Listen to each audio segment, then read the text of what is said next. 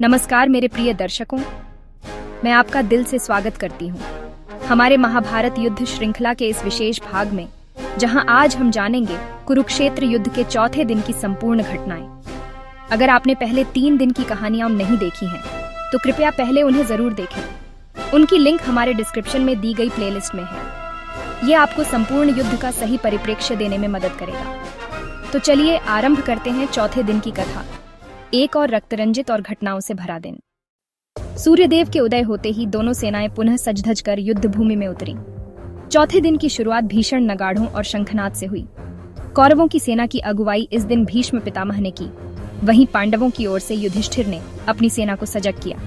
पितामह भीष्म आज अत्यधिक क्रोधित थे, क्योंकि बीते 3 दिनों में उनकी सेनाओं को भारी हानि उठानी पड़ी थी। उन्होंने आज प्रतिज्ञा की कि वे पांडव पक्ष को बुरी तरह कुचल देंगे। उनकी अगुवाई में कौरवों ने भीषण आक्रमण शुरू किया। भीष्म ने आज पांडवों के कई महारथियों को अपने प्रहार से घायल कर दिया। विशेषकर उन्होंने नकुल और सहदेव को कड़ी चोटें पहुंचाई। भीम भी पितामह का प्रतिकार करने आए, लेकिन उनकी गदा भी भीष्म की बाण वर्षा के सामने बेअसर रही। इस दिन कौरवों की रणनीति में एक बड़ा बदलाव देखा गया। उन्होंने अपने 10 अक्षौहिणी सेना के प्रमुख अंगों को अलग अलग दिशाओं में फैलाया और चारों ओर से पांडवों को घेरने का प्रयास किया। इसी दौरान अर्जुन ने भी चक्रव्यूह को भेदते हुए कई कौरव योद्धाओं का विनाश किया। श्री कृष्ण द्वारा संचालित रथ में अर्जुन का ब्रह्मास्त्र तुल्य दिव्य बाण कौरवों की सेना में आतंक मचा रहा था। लेकिन भीष्म ने अपने वर्षों के अनुभव और अपार शक्ति से अर्जुन को भी एक सीमा तक रोकने का प्रयास किया। इस दौरान दोनों पक्षों में भयानक द्वंद्व हुए। द्रुपद और कृतवर्मा, शिखंडी और भूरिश्रवा, विराट और शकुनी के बीच घमासान युद्ध देखने को मिला। परंतु इस दिन की सबसे मार्मिक घटना तब हुई जब पितामह भीष्म ने शंखनाद करके घोषणा की कि यदि इसी प्रकार युद्ध चलता रहा तो वे अगली सुबह तक पांडवों को समाप्त कर देंगे। यह सुनकर पांडव खेमे में चिंता की लहर दौड़ गई।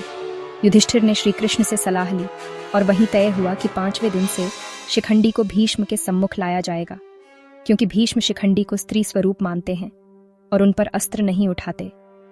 यह रणनीति भीष्म को निष्क्रिय करने की पहली योजना बन गई।